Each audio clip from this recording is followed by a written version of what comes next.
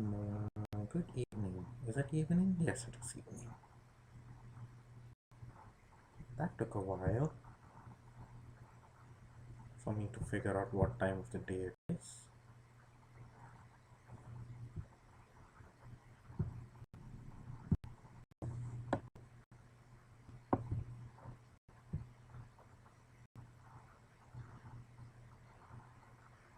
I'm just making sure that my video is shared, so give me just a second.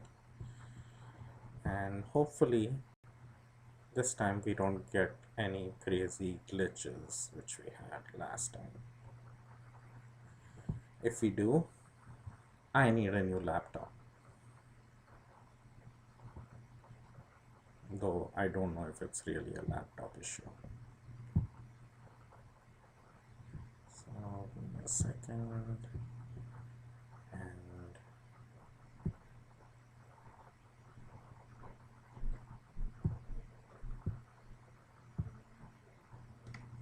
all right. How is everyone doing?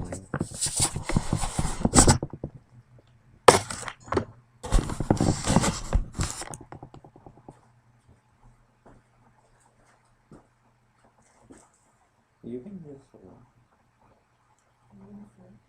No, I'm live.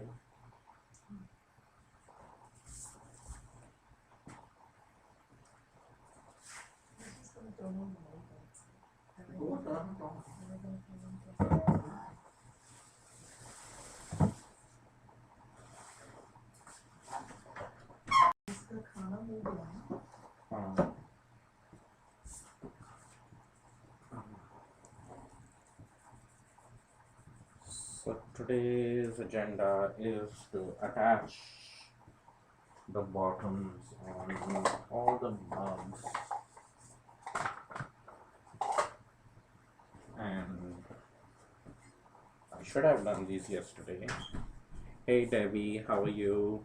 Did you get your mug yet, or is it arriving next week? Postal service has been kind of iffy, so I won't be surprised if you haven't received it yet. But I ship out priority mail, so it should reach you soon, but you can never tell.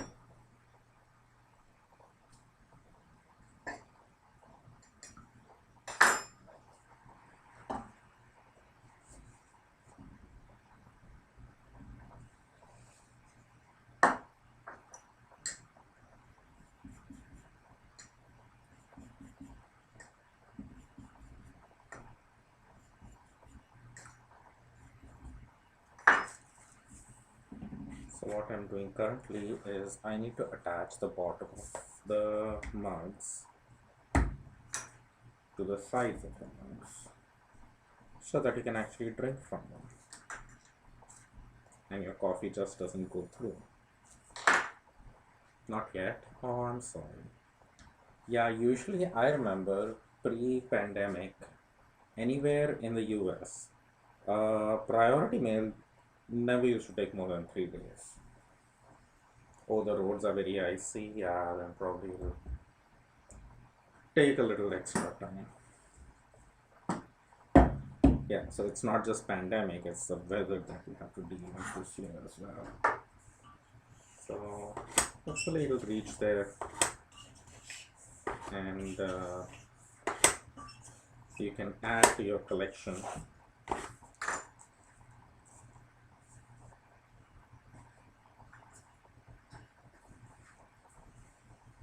We also had snow last weekend here, but it was the most unique kind of snowstorm we have had compared to previous years, because the snow came in over 2 days, lots of snow. We got close to 8 inches, and it was gone within on Monday. So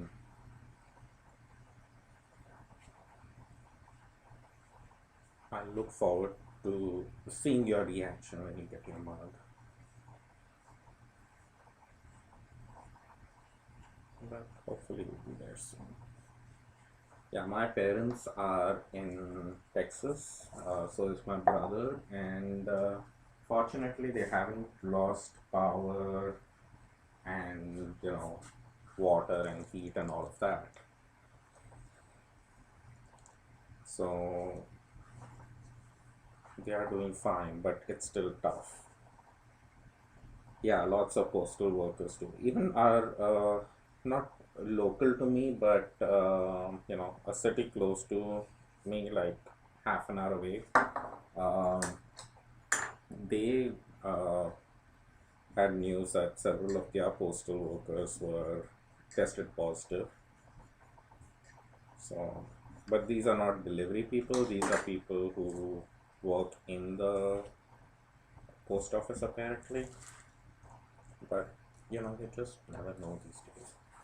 And we're all hoping that we get the vaccine soon enough that we don't have to worry about it so much.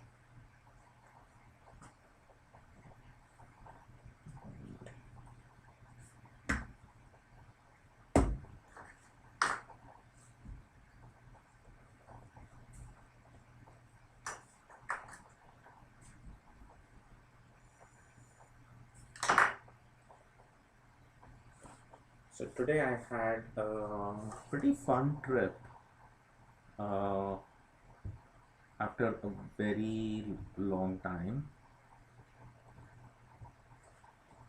I went to Olympia to a yarn store. I should have taken pictures. Gosh, it was a trip to a yarn store after a whole year. I think that deserved a picture at least. I I totally like spaced out. I was just way too excited to get there. Um, did I visit any yarn stores between? No, during the pandemic I haven't gone anywhere. So this is a yarn store in Olympia, Joster Creek, and they also dye their own yarn and fiber, and I have spun with their fiber. I also have some of their fiber, and I have some of their mohair and silk yarn as well, which I haven't used yet in a project. And I went there because they started this really cool Hats for Humanity project where you can go in and they have a box outside their shop where you can leave hand knitted. Also, there's no update on Merck since it got to the Kent facility. Oh, yeah, so that could be it. So it's probably just delayed out here itself.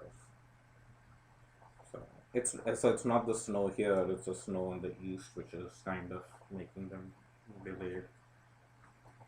Yeah, keep me posted as to what happens with that. Get you your mug. So far, I think in this entire year, I haven't had any package that has been lost so far. Every piece has reached its destination, some a little later than before.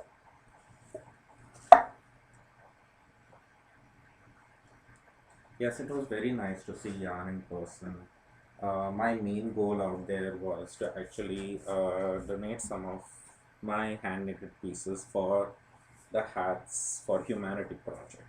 So it was really interesting talking to them about how the whole project came about, because I think it was maybe a year or so back when somebody came into their shop and asked if they could purchase a hat, which was how in yarn shops there are um, pieces that are out for display, and they told her these are display sample pieces for the yarn and the thing, and they don't sell hats as such.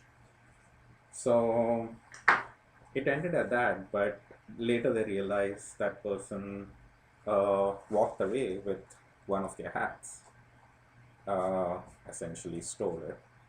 But instead of coming up with this thing that, oh, we need to have tightened security and all of that, oh, your friend Christine fell in love with a person. Oh, I have to check whether I got an order from her. I you know orders keep coming in every now and then. I just don't. I have to look back, and when I'm packing orders, then I see names.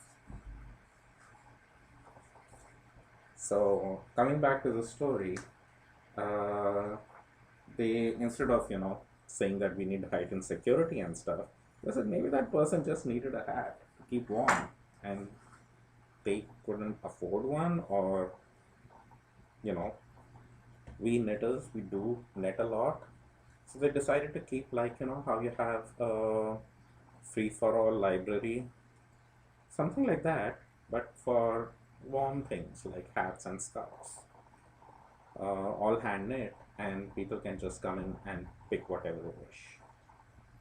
And they said every now and then. In fact, that morning somebody had come in and picked up a hat. So I saw that post a few weeks back, and I said, okay, I have a ton of hats, and there are several of them which are really good, but I don't wear them anymore because I have changed the way I knit my hats, which fit me in a different way now, which I prefer much more than how those fit, and things like that. And they're still really good wool, and they're really clean, barely been worn. Several shawls and scarves as well. I said I'm sure they can keep somebody warm. So I had taken, I think, around 4 or 5 hats and 3, 4 scarves, 2 pairs of socks. I just 2 or 3 pairs of socks. I just took them all there, and hopefully they'll find a good home. Keep somebody warm. But thank you so much for enabling your friend. And I will, after I'm done in the studio, I'm going to go and check whether I got an order from her.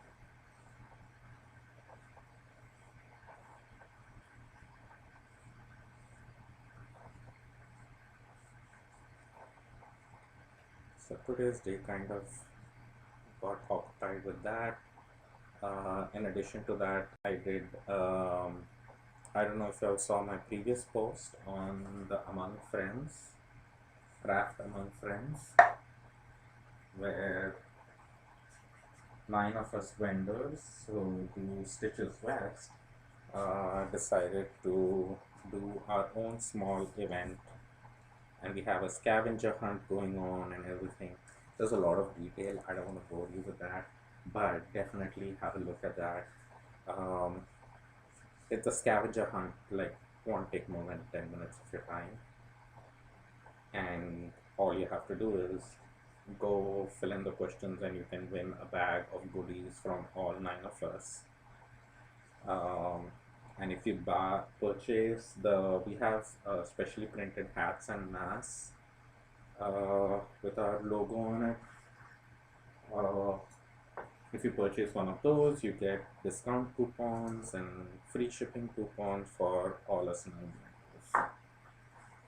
So that's another way you can support us. It was a fun thing. So this morning we were, I think, around 60 plus people in the Zoom chat, and it wasn't like a Zoom chat where you're talking about stuff like, oh, nice stuff. It was more about how the 9 of us know each other. We introduced each other, how we connect, what all we have done in the past, and the shows we have done, the experiences we have had. It was a nice casual chat. We chatted for 2 hours, and there was 60 plus people who attended.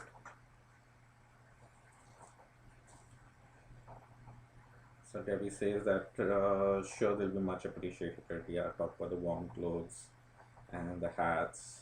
Funny things is, I was involved in a project that Christy organized to knit hats for orphanages in Ukraine. I think we made 8 or 10 and they ended up distributing hats to 3 or 4. That's really nice. Last was it last year? Yes, last year in January, um, 2020, early January, was when the forest fires in Australia were really bad, and they were looking for people to knit pouches for Joes, which are basically your baby kangaroos, which they were rescuing from the forest. And I figured out how to knit those on the machine. And so I knit, I think, around 8 of them or something, and I shipped them to Australia to go and help out those baby kangaroos who have been rescued. And those pouches had to be made in a certain way so that they felt like the pouch of, you know, a kangaroo.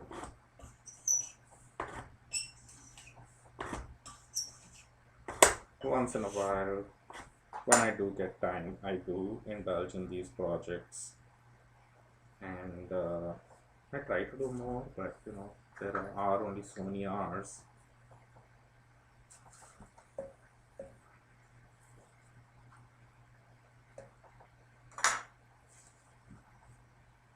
And there are, you know, I sometimes feel it's nice if there was more direct satisfaction, like, you know, I know exactly, like, yes, somebody did receive this and, you know, benefited from it, rather than giving money to organization and stuff like that. Means that also has its place and it's really helpful for what it does. But being in India for most of the time, and you know, my parents have made such donations, you know, ever since we're growing up and stuff like that. We had heard about so many stories of how that money never got to the people in need. And you know, I'm sure not all organizations are like that, but it's just hearing, you know, it kind of puts that fear in your head that, oh, you might be getting scammed, or you know, it's really not benefiting the people who really need it, and those kinds of things go through your head all the time. So I believe in a more direct approach as to, if I know exactly who it is going to and who it is helping, and that way I feel comfortable donating that way than making financial donations to organizations and things like that. But you know, to each their own.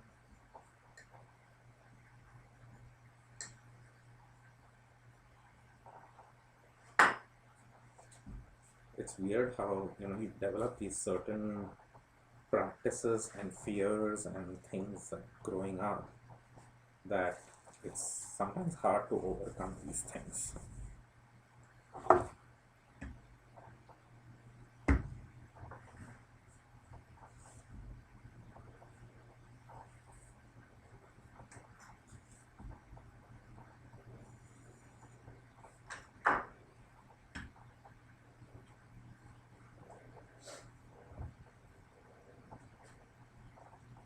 I hope you can see what I'm doing clearly. I had posted my video clearly. That doesn't happen. There we go. Yes, so these are the fine knitted texture mugs. One close up. So these are the real fine ones. That's why it's like you can barely see the pattern on them, but their pattern really shines when they are glazed, and especially with the glazing technique that I use. So if you're comparing it to my original stockinette pattern, see, that's the size of stitches I used to have. I still have these, but these are much finer. And someone did measure that they're close to 7 stitches per inch or something. So I think it was Elenita who was on the chat yesterday or day before. And she's like, I'll measure. So these get glazed in those multiple stripe colors, and they definitely look a lot different, and the stitches really show up much more beautifully after they're glazed, which is quite a challenge in creating this pattern too. Because in my head, it's like, if I'm not seeing a pattern right now, I kept thinking that, oh, it's not going to work when it's glazed. Means I knew it would show up some, but would that be enough is always questionable. But when it was glazed, I actually really liked it.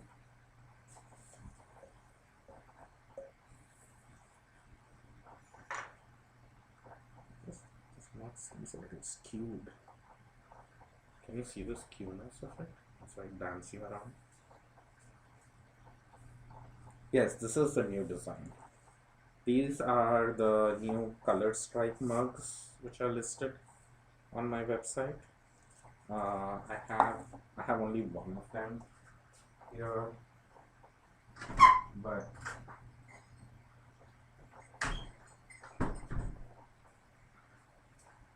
so I do make them in 4 different colorways. This is just one of them, which is a blue purple, but you can see it gets different shades, so it gives that striping effect on it. So there are 4 different colorways. There is the blue and honey, there is the green and blue, green and purple, and the blue and purple. So those are the 4 different ones, and they have different shades in them. So those are the ones which are the new ones, which I introduced last week, I think. And those all which were ready to ship out got sold, but you could place, and you still can place made to order, and that's what I'm working on right now. So these are the made to order ones, which will get glazed into the colors that were requested, so that everyone gets the mug that they want. Because those went out like within less than an hour, they were sold out. So well, thank you. It took, I had the idea of doing finer stitches for almost a year, and I tried a few things and it didn't work out, and I was actually very close to, I created the pattern and everything in like end of December last year, and I was like, okay, this is going to be it. But then once I started making mugs like this, as you are seeing, you're wondering like, is there any pattern on it? And I was also wondering, I said, oh goodness, this pattern is not deep enough, it's not going to work, I might have to redo the pattern all over again. And this was like the second attempt on it already. So I was getting a little frustrated, but I said, you know what, let me just glaze some textiles with it and then see what happens. And it's once I glaze them, I realize that it looks really cool. The stitches really do show up once it's glazed in the way I'm glazing it. So it all worked out at the end. But that's the thing, it's not necessary that everything just flows very smoothly from start to finish. There's always going to be hiccups like that. You have a vision in your head, and then you just hope it all works out. It doesn't always.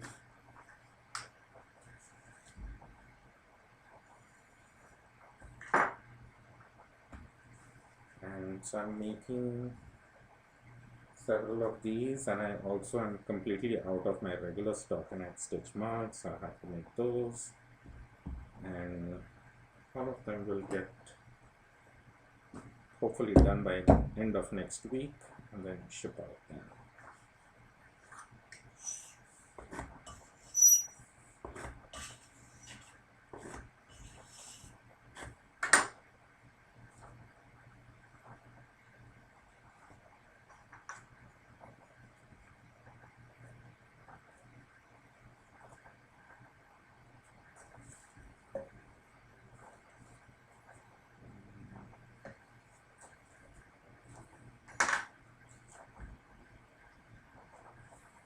So each of these mugs is made individually.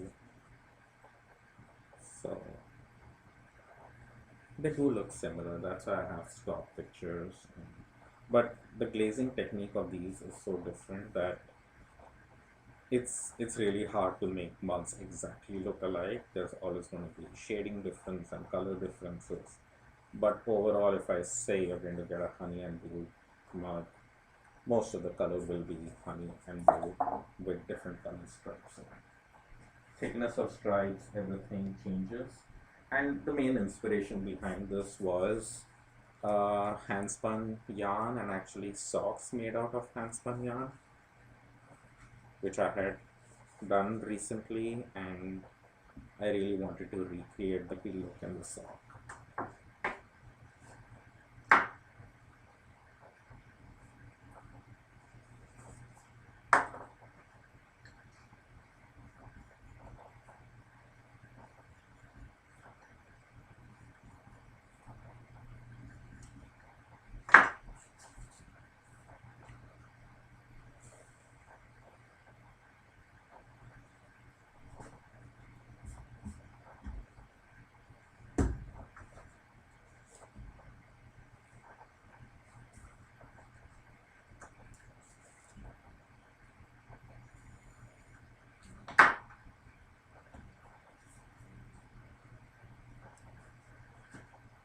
I'm sorry if my video is choppy. If it is, let me know. I can see on my thing that my video is kind of fluctuating back and forth, but it's been doing that recently. And I don't know if it is the issue is with my Wi-Fi in my studio or the issue is something else.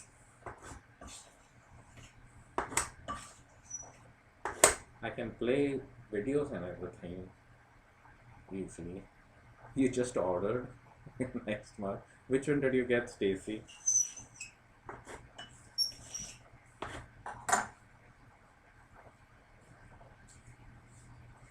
Thank you so much. Did you get the color stripe mug?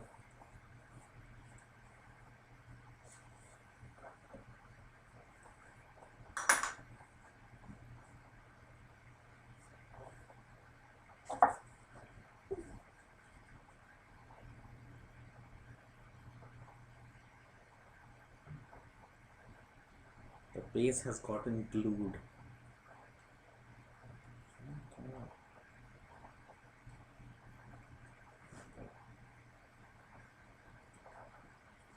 Need to re-glue this down.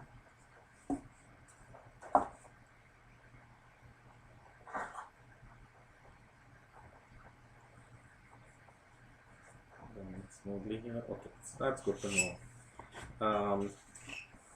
Were you there 2 days back when I was doing it? It was really bad. Oh, you got the blue-green one? Cool. Yeah, 2 days back I think Stacy, you were there, or you might have just joined towards the end.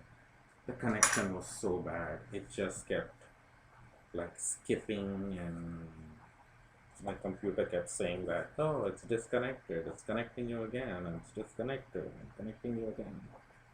And I was just exhausted from that. But today it's not doing that, but I can still see at times that my signal goes into red instead of being green. But it's not doing that reconnect thing that much. So there might be some glitches, but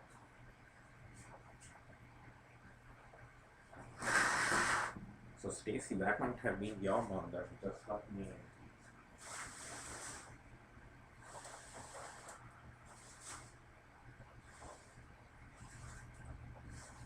Most of these are for the pre-order mugs which were placed, and I have some extras, so I'm pretty sure, Stacy, yours will be in this one. So the when mug gets stuck like that, do you have any problems with your hands leaving marks on the pattern? I don't, because currently the clay is at a stage that it is still malleable, but I I cannot smudge the pattern at all. It's still pretty firm that the pattern doesn't get messed up.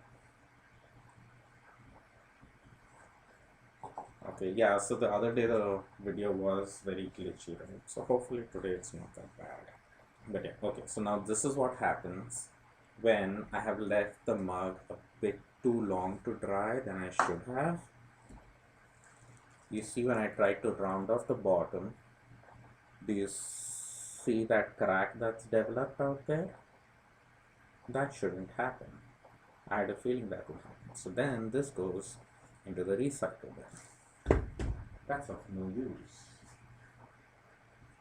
because I can try repairing the crack, but it's like, then the pattern will not look good. I will always know that there was an issue with that mug, and it's easier for me to put it in the recycle bin than try to fix it.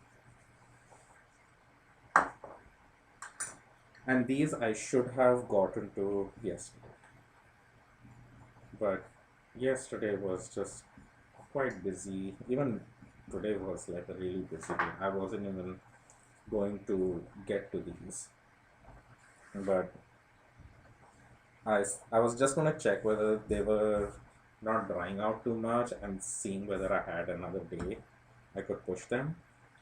But I touched them and I was like, no, these need to be worked on just now. In fact, some of them I'm actually late on already. I just lost one of them. So that's the thing with clay. It's like it's picky on how and when you handle it. So it would have been fine if it was on a slightly wetter stage. It wouldn't crack when I was working on it. But then there is that balance you need to know, because if it was too wet, then you were asking like, would I smudge the pattern? Yes, I would smudge the pattern. So then that wouldn't work in my favor.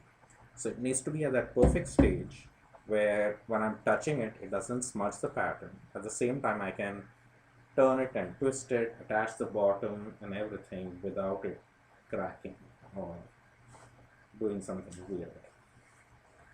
So like everything has to be at that perfect stage for things to work smoothly. But you kind of develop a routine on making them. And why I know yesterday was a day to work on them is usually like if I made the walls, the very next day I need to put the bottoms on.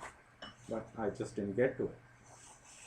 I did cover them, I double covered them in plastic to make sure they would not dry out, but the edge mugs can still dry out.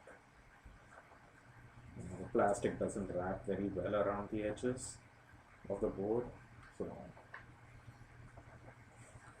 So how long did it take me to put pattern on them? That it so the so my schedule for working these is day one I will prep up the clay. So those are just plain blanks of slabs with no pattern or texture on them. That needs to dry for almost like 3 to 4 hours or something like that. And so either that evening itself, I can, depending on what time I prepped up the clay and how humid it is and weather depending, I can either put the pattern on them that very same evening, or I have to wait the next day for it. And I usually wait the next day. The pattern comes out a little crisper if the clay is a little bit more drier than being very wet. And so putting the pattern, so I don't do one mug at a, well, I kind of do one mug at a time, but since all the clay is prepped up as slabs, I will put the pattern, so I do 50 mugs at a time. So I will put the pattern on 50 mugs at the same time, means one after the other, but all I'll be doing is putting the patterns on. And again, after putting the patterns on, I have to trim them to the exact shape I need to make this particular mug. So For that, I wait sometimes, yeah, because putting the pattern on takes a lot of time. It is really exhausting. I usually don't do the trimming on the same day. I usually do the trimming on the next day, and I make the walls, which I have already done here, on that same day itself. So the trimming and doing the walls up goes on, say, day 3. And then day 4 is when I prep the bottoms of the mugs. So these are the bottoms that I have, rolled out more slabs, cut them into the dimensions that I need, put my name stamp on them. You can see that. That's my stamp that goes on every mug. So I've prepped those up, and the bottoms then get attached to the mugs is what I'm doing right now. So the day between the walls and the mugs is actually, they're just done a day after the other, but that's the day I skipped. I was supposed to attach these bottoms yesterday, I didn't get time, so that's why there's that one additional delay has happened. And tomorrow is going to be adding the buttons on my mugs. All my mugs get buttons on them, and attaching the handles. That's provided I've already made the handles. So likely tomorrow morning, first I'll have to make the handles, let them stiffen up a little bit. While the handles are getting ready, I will be attaching all the buttons. By the time I'm done attaching the buttons, and later tomorrow night, the handles would be ready to be attached to the mugs. So it's all kind of like a very parallel dance of, prep the handles, attach the handles, while the handles are drying, attach the buttons, while the walls are getting ready, prep up the bottoms. So you kind of work simultaneously like that, and try to make the most of your time, so that you're not just sitting there looking at your mug waiting for it to dry. Because I have done that too. Doesn't work.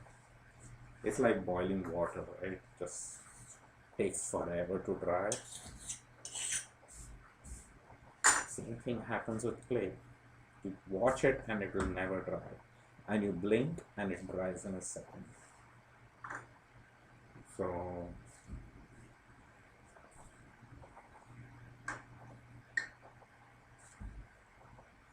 yeah, these that's what I'm hoping. So by tomorrow, if not tomorrow, by Monday morning for sure, the buttons and handles would have gone on these. And they have to go, because if these mugs dry too much, then I won't be able to attach the handles on them. So it's not like I can do this next week sometime. No, the process, once it starts, the next steps just need to happen right one after the other. And then once the handles are attached, then these need to dry really slowly.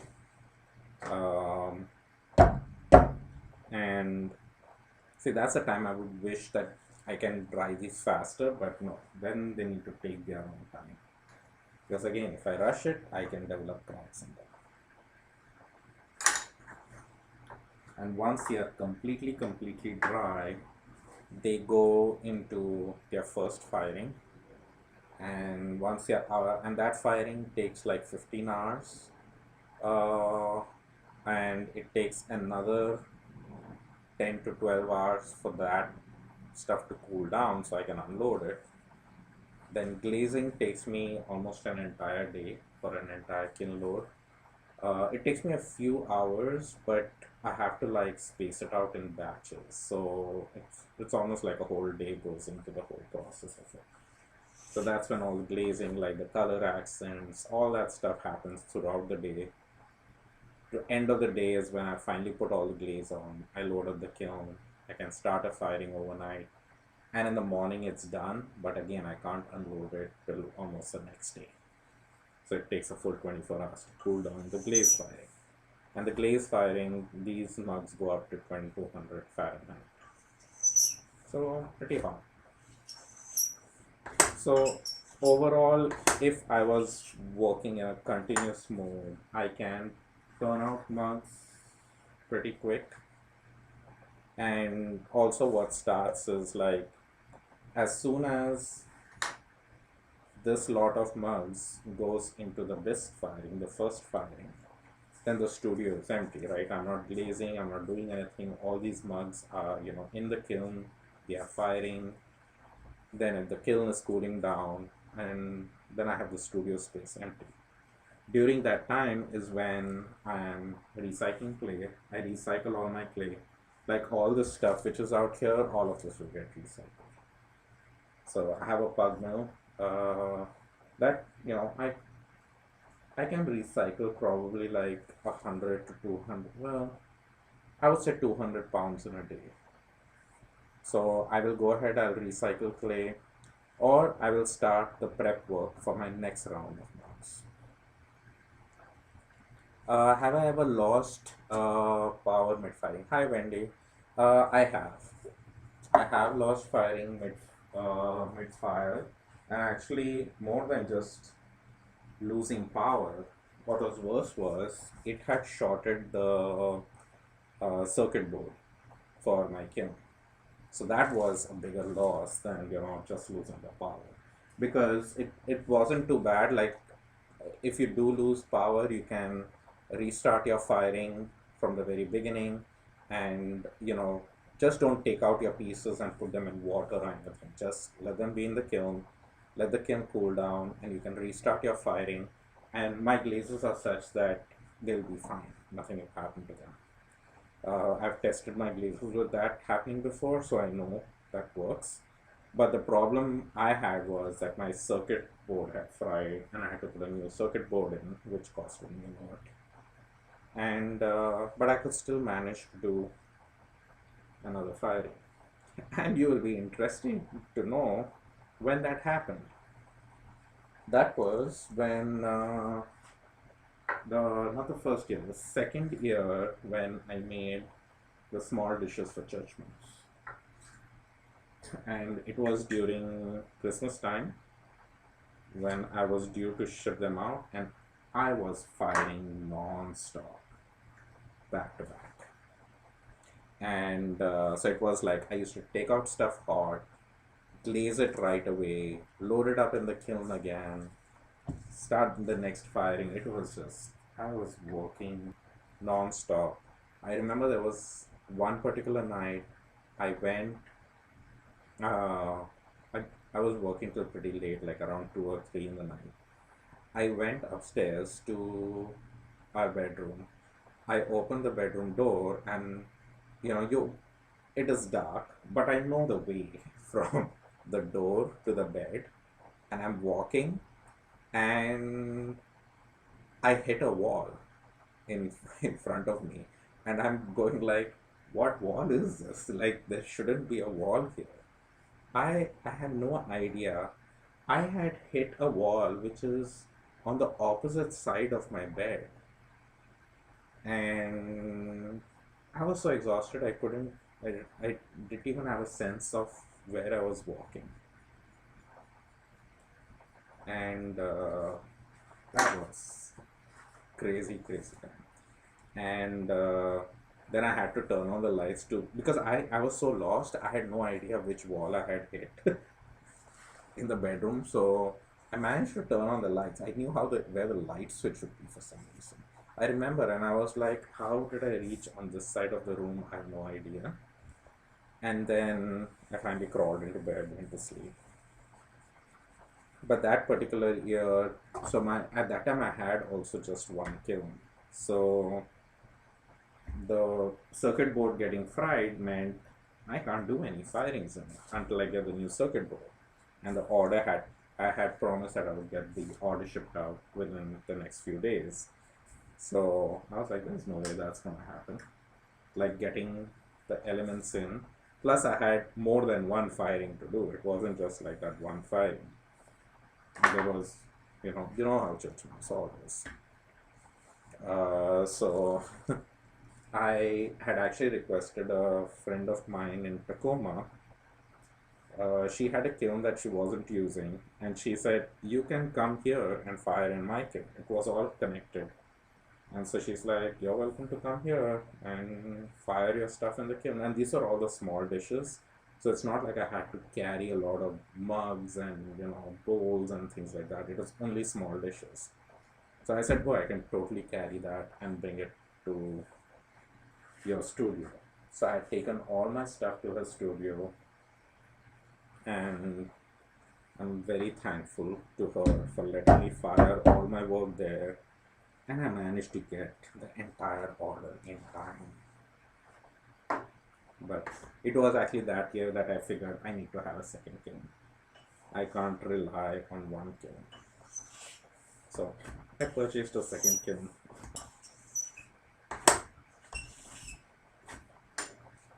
So since then, it's kind of been nice that sometimes when I need to change elements on one kiln, I by the time those come on order and stuff, I can still continue with my firings on the other kiln, and I can offset the times, and it just makes things a lot easier now.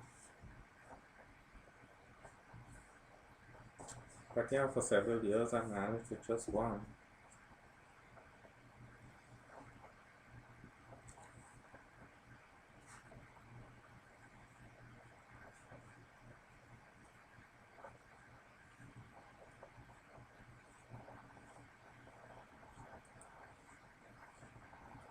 Wendy, we can talk offline. I saw your message that you post about trying to work with your parents, so hopefully everything is good and we can talk offline about it.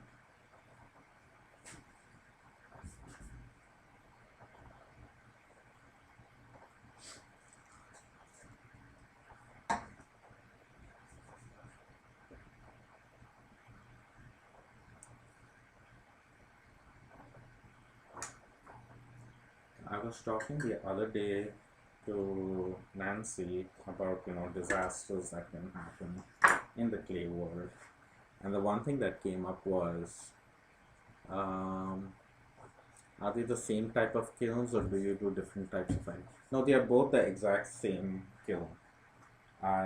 These are both electric kilns, and uh, one of them is just slightly bigger than the other, but just by a very slight amount.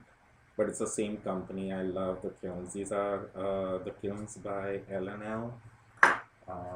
Their website I think is hotkilns.com. But amazing kilns, and you can't tell the difference which one is my old one and my new kiln. They both look amazing on the inside as well. They have these element holders which hold the kiln elements, and many old kilns you'll see that they look like they're chewed up on the inside by rats or something, but they look very pristine from the inside, which I like. So I was talking about disasters. So this was the time when like I make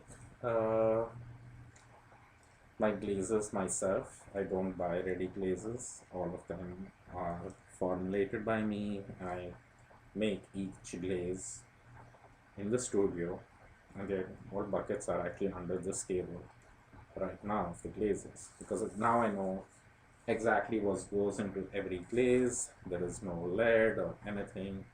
I know exactly what's there.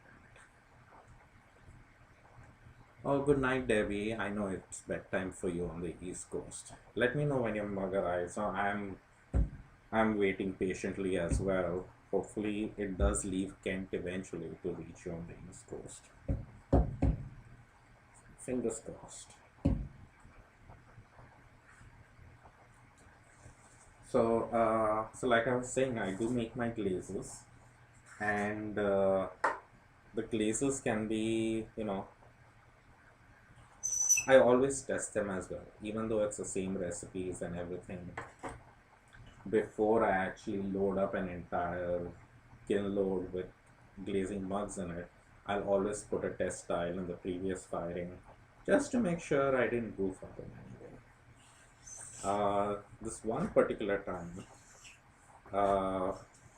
at that time I had an assistant who used to help me with stuff, and he's one of the best assistants I've had. And this is not like blaming him, that, well, it was kind of his fault, but mistakes happen. And he had formulated my glazes before, and he used to do a great job. I used to still test everything. I even test when I make my glazes. So, but that particular time, we were really pressed on time, and stuff just had to get glazed. I didn't have the time to put another firing in just to test one particular glaze, and I was really running low. I still remember on the honey colored glaze, and I had made. He had formulated the new batch, and you cannot tell actually from the glaze looking at it raw whether there was anything wrong in it or anything. It looked just as good. And I said, we don't have time to test this time. I'm just going to go ahead and glaze. And he used to do things like, recycle my clay, clean the studio, prep up slabs for me to work on. But I used to still do all the work myself. And so all the glazing I did myself too. But he was good enough that I could trust him for formulating the glazes. He had the formulas with him, he just had to mix it up. So I glazed this entire kiln load with that particular glaze, and this had vases in it, platters in it. Like, this was when I was doing only fine art shows. So this has some expensive pottery going in. And if you have seen my honey glaze, it's like this very light yellow colored, shiny, smooth glaze. What came out from it was this dark brown, opaque, muddy colored glaze on all my pieces. Imagine opening the kiln and all you're seeing this brown color on everything. It was just terrible. Very, very bad. And basically I lost all my work in that kiln firing. Like, nothing, you couldn't do anything to it. It was not salvageable in any way. I couldn't resell it. Nothing. It was, the glaze recipe was mixed all wrong. So that was actually my bigger loss than, even losing the motherboard on my kiln. It was that which had hurt me the most among all the other things I've done. But you learn. After that, even if I don't have a glaze and I really, really need it, like, nope, have to make a glaze recipe, have to test it. Even if I made it, whoever made it, it doesn't matter, still have to test it. And it's very hard to figure out sometimes as to what exactly went wrong, because the glaze in its raw form looks just like the original. You cannot tell the difference. So, and then you also don't know whether he doubled an ingredient or he missed an ingredient entirely. We did figure it out eventually. I did some tests and figure out. See, that's a good thing about knowing about your recipes. Like, you know that it could be either one of the things. He could have doubled one of the ingredients or not added one ingredient entirely. And looking at the glaze, knowing the properties of the ingredients that you put in, it was to figure out what it was. But I think I still lost a lot of, because in the testing process too, again reusing the glaze to test out. So I kept losing work because of it. And I said, you know what, it's easier just to make another whole new batch of glaze and just start from scratch. So, but those are the stories from the wild side. So this pattern that you're looking at is probably some of you are not familiar with, but this is my hand spun yarn pattern which I introduced the first year when I started spinning, and this pattern actually has been discontinued. I don't do this pattern anymore, but see what's here, I'm making it. And it's not a regular occurrence for me to make old pieces again. But this was actually requested by one of my Patreon supporters who had almost every pattern mug of mine except for this handspun one. And by the time she got around to ordering these or thinking I had stopped carrying them, and they were discontinued. And they have been discontinued for almost 2-3 years. So for the last year, I'm very grateful for her support over Patreon, and she sent me a message. She's like, "Is there any chance I can make the handspun mug pattern for her?" So I came in, and lo and behold, today to my surprise, I actually met her in person, uh, which I wasn't expecting. So this is how the handspun yarn pattern looks like. I started spinning 2013, 14, 2015, I believe. 2015, 2016, I would say. So it's been like around 4-5 years, I would say. 4 years. Yeah, that sounds about right. I've been spinning for around 4 years.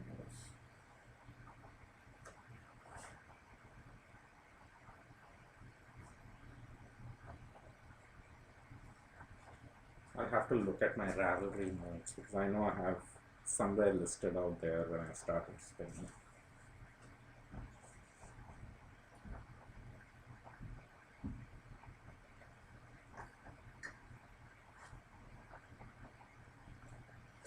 And spinning was never on my agenda.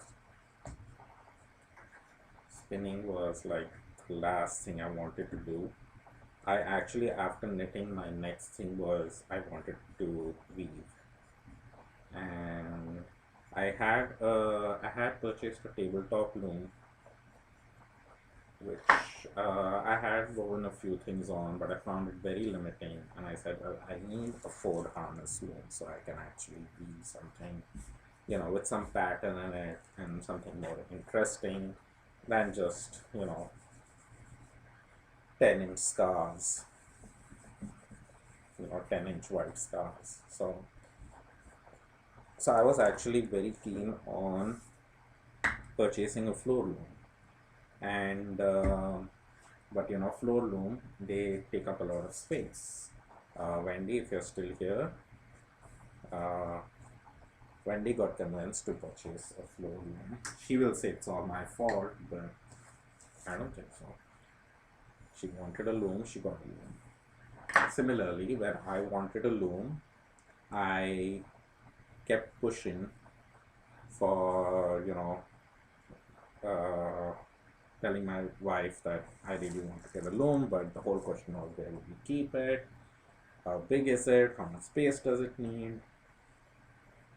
And, I kept looking at the size of the looms and stuff like that in consideration. What I really should have looked at was how much space would all the yarn take, which is going to feed that loom. That I did not consider. I just considered the size of the loom. So anyway, the loom, I had just purchased the loom, and I had brought it home, and we had found a really nice spot for it. Oh, you just bought a baby wolf? Oh, that's a nice one. Isn't that, that's 8 shaft, right? If I'm not mistaken. That's a nice compact one too. Means I like the size of it. It's not too big. Mine is a Leclerc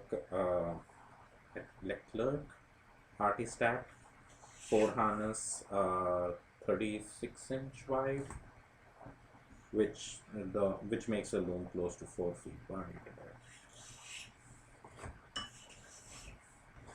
And I have not woven anything beyond 24 inches wide. I don't know why I needed such a big loom, but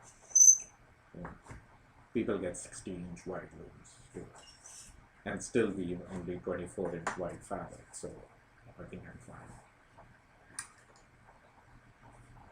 But anyway, the whole spinning story is I get the loom home, and it's got its nice spot and everything, and I had not even woven anything on it. I just received it, and I'd gone to the men's knitting retreat, and I was very excited to share with other weavers out there that, hey, I just purchased a floor loom and I'm all excited. And the organizers of the men's knitting retreat, Michael, I don't know if he's watching, uh, Michael Corey, and he suggested that, you know what, I think you need to learn to spin. I'm like, no, I don't need to spin because I have so much yarn. Yours is 8 shaft and they also come in 4 shaft. Yeah, 26 inches wide, that's plenty. Believe me, that's plenty. I think it is plenty. And you can always do double width fabric on the loom. So there's 26-inch wide is fine. So anyway, Michael was convincing me that I need to learn how to spin, and I'm telling him that no, I don't need to, because I have all the yarn I'll ever need. And I was only talking about my knitting stash I have. I didn't even have a weaving stash of yarn. And of course you can use knitting yarns in weaving, but you just start collecting more yarn because now you want to weave. So I was very much fixated on that thing. I said, no, I don't need to learn to spin, because I was like, why would you want to spin? There is such a lot of beautiful yarn out there and all of that. And it kind of ended at that, but at the end of the retreat, he came up to my van, because I used to sell my work at the retreat as well. Sell in the sense I used to do for display. Some of the people who used to visit, they used to purchase them if they liked it. So it wasn't like a sale event or anything. But anyway, I was loading up my van at the end of the retreat, putting all my pottery in there, and he came up to my van with his Ashford traditional wheel. And he's like, here, put this in your van. And I'm like, I don't want to learn how to spin. And he's like, doesn't matter, just keep it at home. You spin and you'll be fine. And I'm like, it took me a long time to convince my wife to get a floor, bringing in another fiber equipment at home. That is one thing. Plus, I really don't have any interest in spinning. So he was like, just take it with you. So I actually took it, and it sat in my van for almost a month. I didn't even bring it home because I had that less of an interest in learning how to spin.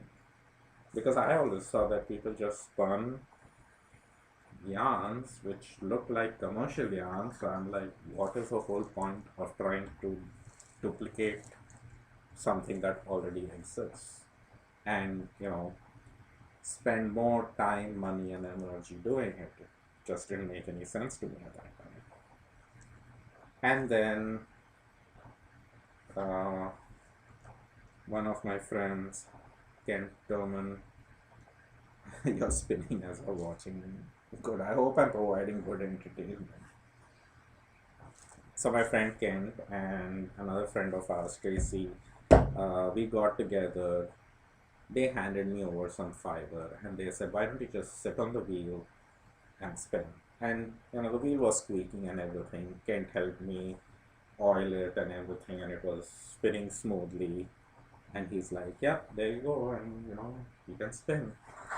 And I spun up that fiber and I fell in love instantly.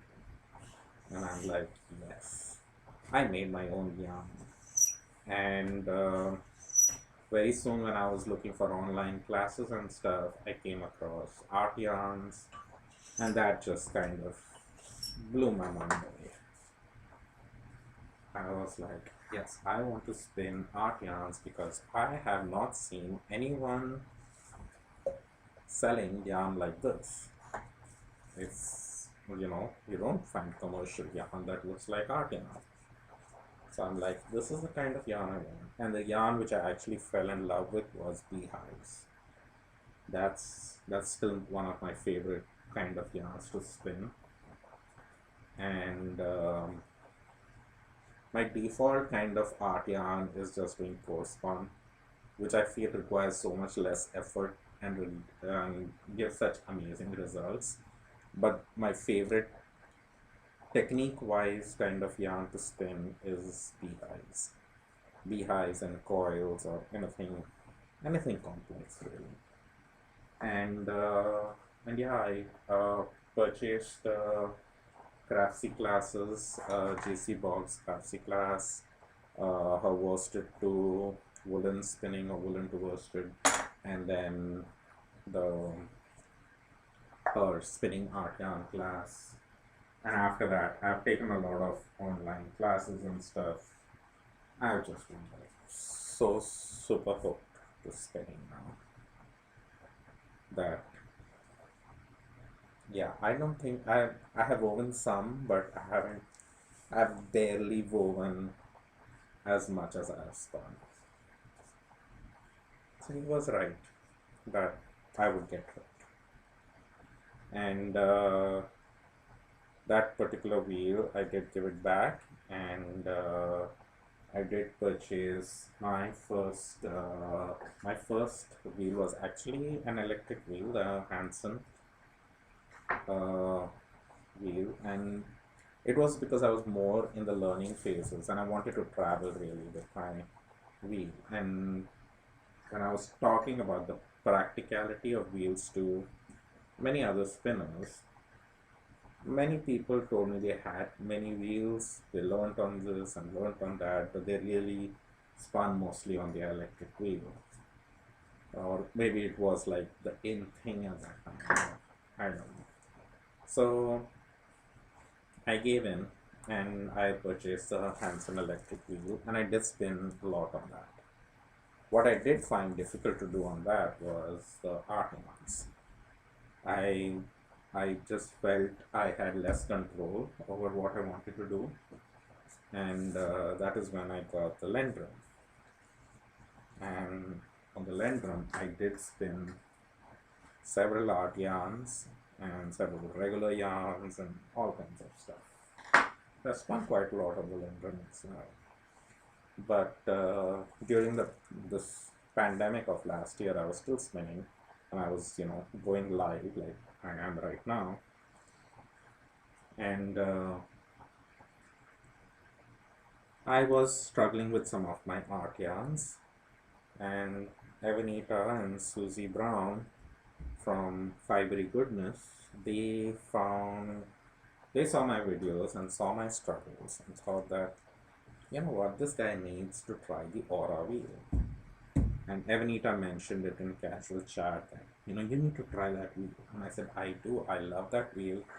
I have seen amazing yarns being made on it. I have an idea of how that would really serve my purpose, but I can't just go outright and buy one because it's expensive.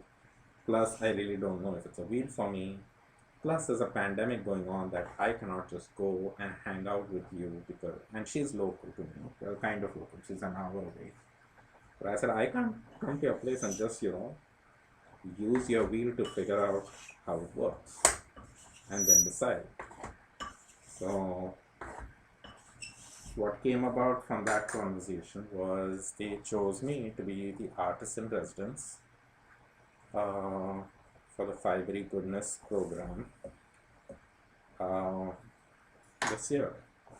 And with that, I was sent a Marjacraft Aura wheel. The wheel is sponsored by Marjacraft, and it came with all the flyers and the overdrive bobbins and the lace flyers. It also has what do you call it? The quill attachment. What is it call it something else. For spinning cotton. Stylus. So it also has a stylus attachment which I haven't used yet.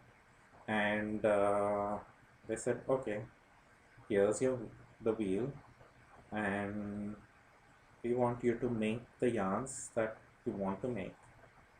And I've been posting about my progress, what I have been able to do, which I wasn't able to do earlier, and we have been doing some fun things on it, and it has been a really amazing process. And also, I've realized like more interesting things about the wheel and what I landed up doing on it versus what I had thought I wanted to do. So the wheel is the Aura wheel, Aura. That's the one which you must have seen all my videos and photographs of what I'm posting these days. That's the one that I am uh, spinning on. Let me send a link through my phone. Uh,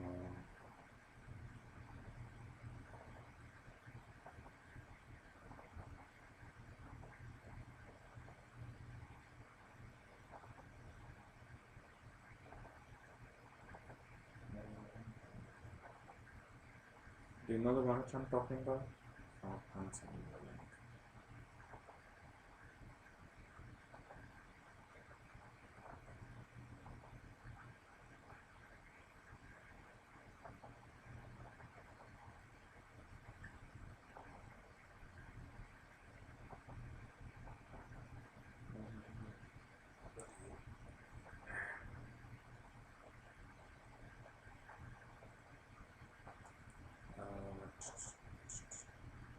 Okay, I just.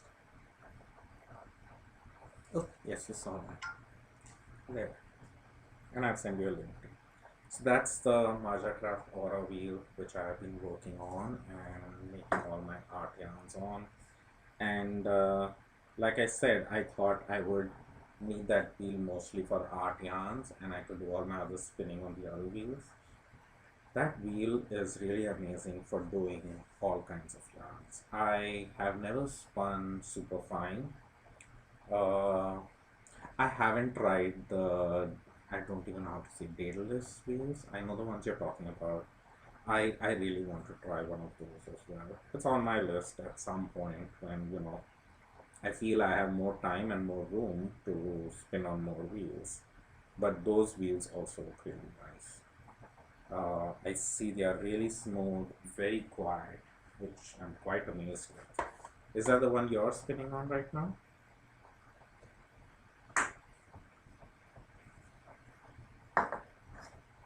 But yeah, I finally spun for socks on the Aura, which it has a lace flyer and it spins fine so well. I had no trouble, and being consistent for my entire spin was also not bad.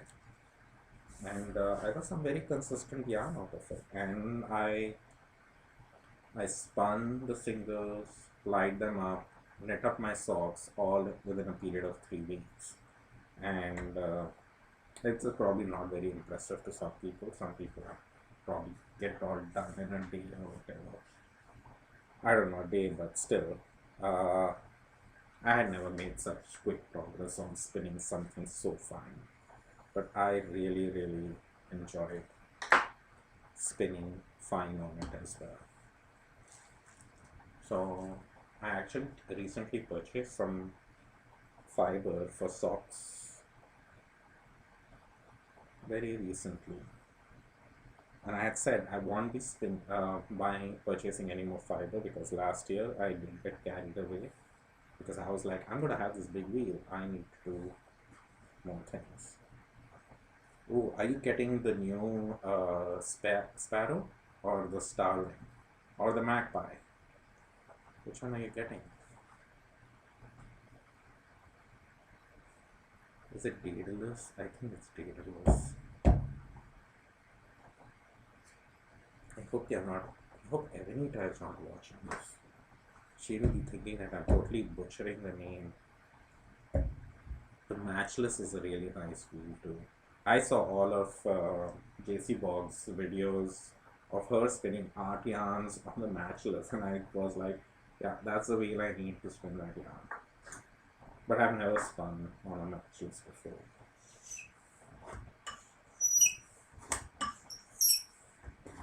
Wendy is a big Matchless fan. I don't know if she's still online, but she has the Ladybird, and she just got, what is it called? The Flat Iron, I think. So she has two wheels.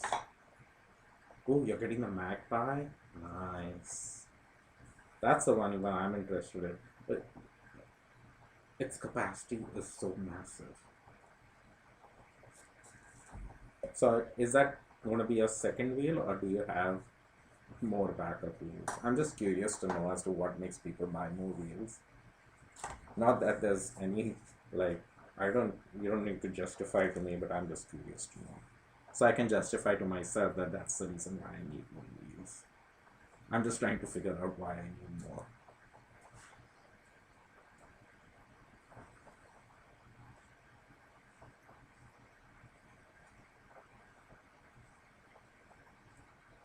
It would be a really good wheel for line. Oh, your Matchless is over. But still, if it's getting good use out of it, why not? If you maintain these wheels properly, their lives are pretty angular, unless you actually damage them. Like the Aura wheel that I've been spinning on is not a brand new wheel. It has been used by two other people who are part of the Artisan Residence program, and I'm the third person on the list. So, it has its dings and scratches and stuff, but I think it adds to the beauty of it, and functionally it is fine. It's your seventh or eighth wheel. Okay, okay, Stacy, now you have to tell me what makes you buy the. I was gonna ask you what made you buy the second wheel or the third wheel. You have to tell me what makes you buy the seventh, eighth, the Xth wheel. I really need to know so that I can give that reason to myself and justify buying my next wheel. I currently can't find any reason to. That's my issue. I feel I'm not like my Lendrum. Ever since I got the Aura wheel, I haven't touched my Lendrum, and I every time feel guilty. I feel like I need to spend something on that, but I don't have room to put it too. So I'm like, I don't have room to for it, and then why am I trying to put anything on it anyway?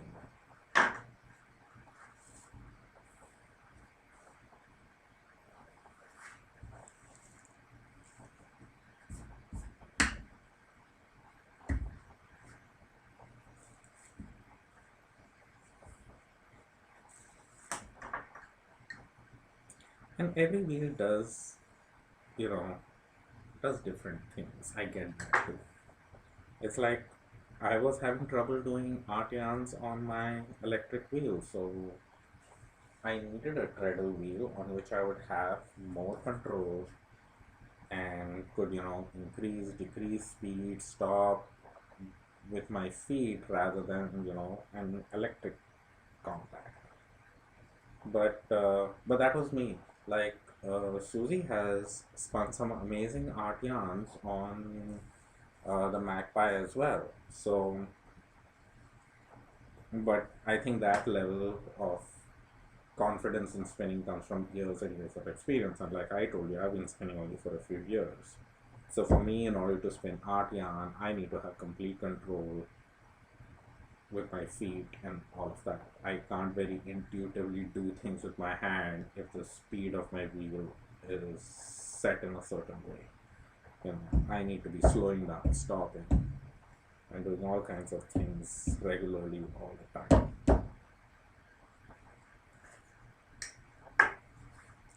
Second one is Canadian production. I've heard many people talk about this Canadian production wheel, which is just amazing to look at. Okay, the pocket wheel, I'm familiar with that. That's really nice for travel. You found a Luet. Okay. Yeah, flea markets, yeah, you have to get those views home. That I get to. So far, all of them very justified.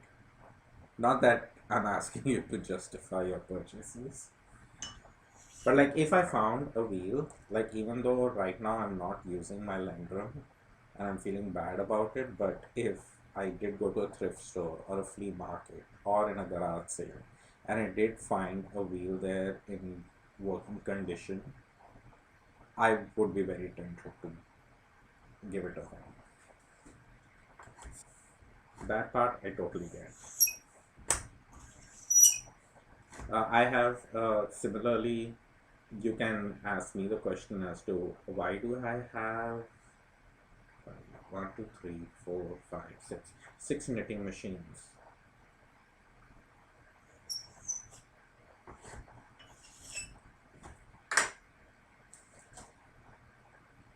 And it's a thing, I've rescued all of them from garage sales.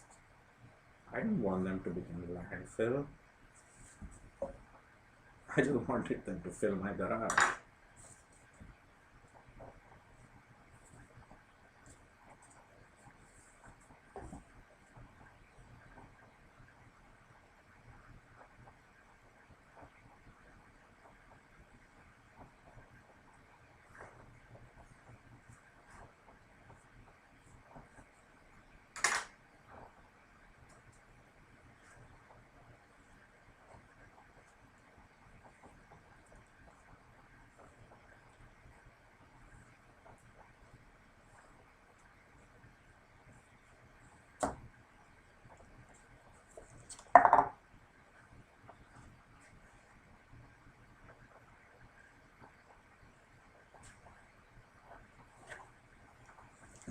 Okay, why?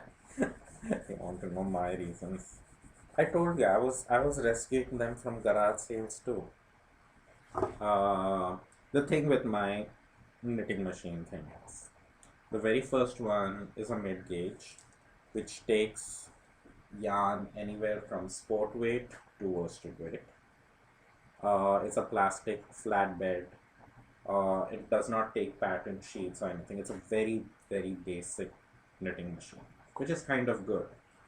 Um, and I've really enjoyed working on it. I've learned a lot on it. It was my first one, and I got it at a garage sale.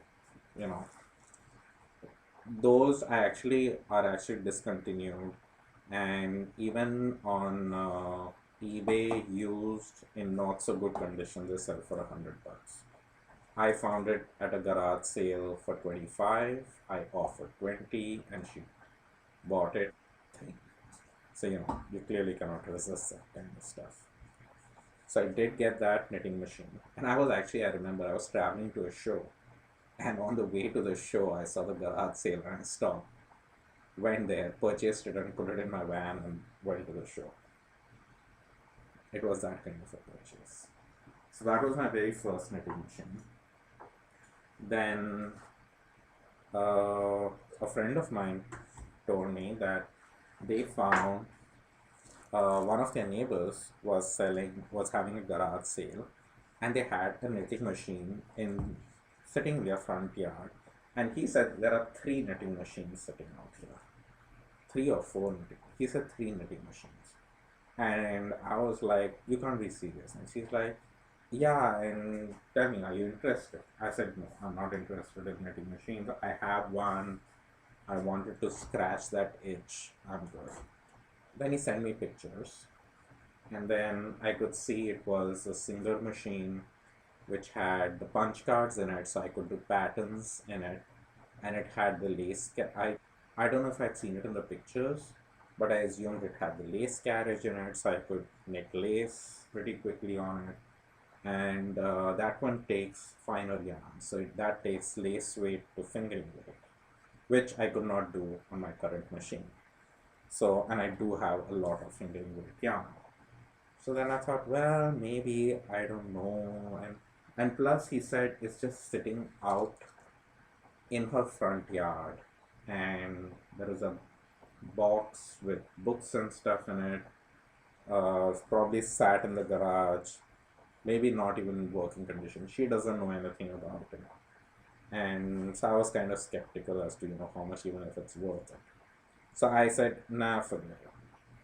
So on the third day, he messaged me again. He's like, the machine is still sitting here. And he said, I bet if I offer her $10 for it, she'll be like, fine, take it. Because she just wants it gone. So I'm like, okay, for $10, I'll take whatever you can get for $10. So that's how that machine came into my life. And that machine it wasn't three machines. Uh, it was one machine with the river. So he thought that was two machines. And it had a lace carriage, punch cards. It had everything in it. It had an intarsia carriage in it. It had more than what I thought those machines were even capable of. It had everything. And in addition to that whole machine, there was a second flatbed machine without a river. So there were not three machines, there was one full machine and one just flatbed. So I basically got two machines like that. So that landed up with me. But that's the one which I knit on the most. That is when I knit on machines. I still knit on because now they both serve me different things, right? The flatbed, the plastic flatbed is different gauge yarn. This one is different gauge yarn. So, and I have all kinds of gauges of yarn. So they both work pretty well. Then I found one flatbed with all the parts, everything working condition and all of that, but it was just a flatbed without the river, for like, I think $10 or $12 at Goodwill. Had to be rescued. And I was more like, oh, if for nothing else, just for parts, just for the needles, it's $15. Sorry. Can't resist that. So that came home. So that is machine number, that's 1, 2, 3, 4. That's machine number 4. Machine number 5 was again a plastic bed, again purchased at Goodwill. This one was even cheaper. I think this was only $10. It was a plastic bed, but the difference in this one was that I could do bulkier yarn, which I could not do on any of my machines. So I could do bulky yarn, but it's flatbed and no river again on this. And again, no patterning and stuff, but in this one I could do intarsia on with like worsted weight to bulky yarn.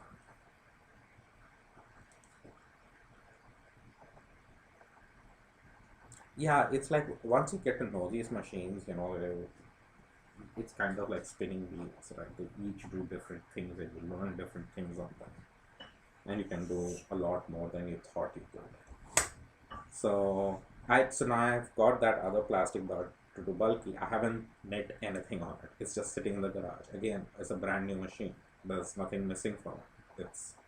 It was like, I think $5 or $10 or something like that. So again, saved it from Goodwill, and if I ever wanted to knit something bulky on the machine, though I think I could just knit it by hand pretty quick, I could do it in that, but I could also do intarsia pretty easily on that machine with worsted weight yarn, which I couldn't do with my current worsted weight knitting machine. So that's the reason why that came home. So we have reached number 5.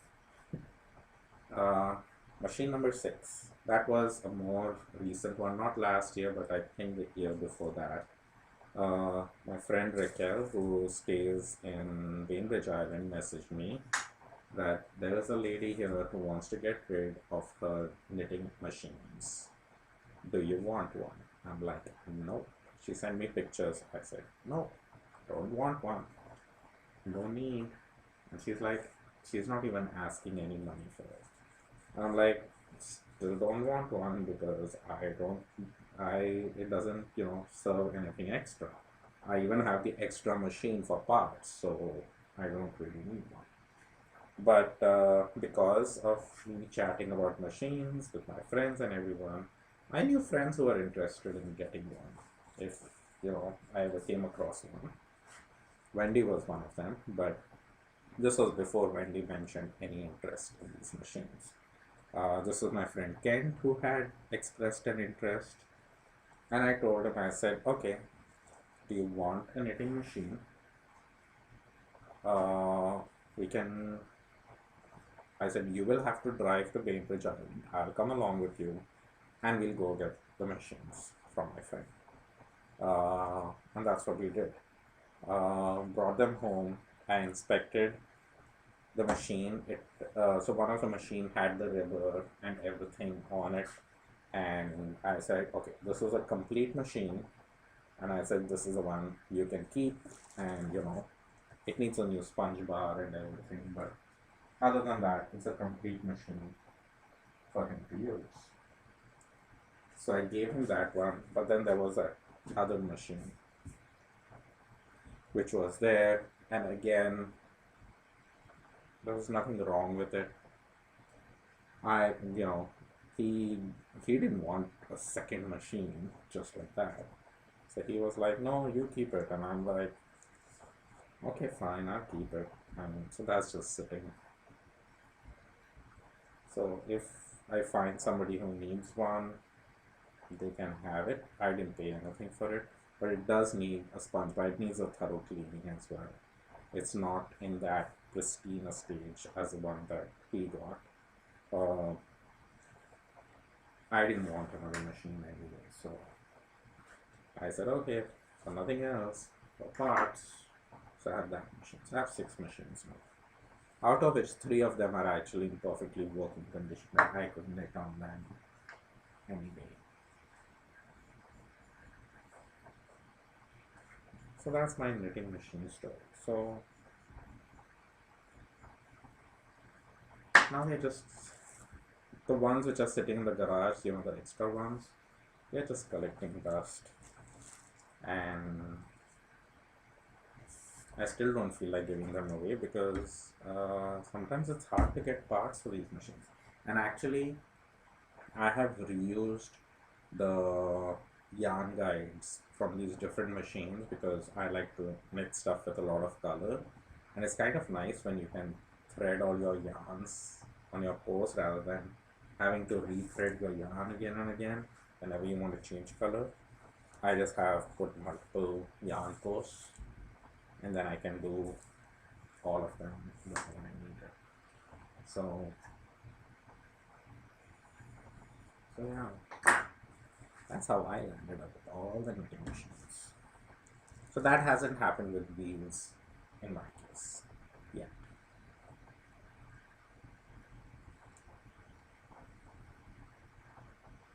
But I did have someone ask me the question about, now that I'm spinning with the Aura, if I had to give up one wheel, which one would it be? And only if. I still like the Lendrum for what it does and everything, but I've seen for, I would say around 4 months or so, I haven't touched that wheel because I've been spinning whatever I need on the Aura. I've been still using my Hanson for, plying, or I like electric wheels for that, and I'm just doing some boring plying. It's nice, it's quick. Oh, you have a charkha too? Yeah, I don't have a charkha. But I believe I can spin on the stylus very similar to how it's done on the charkha. So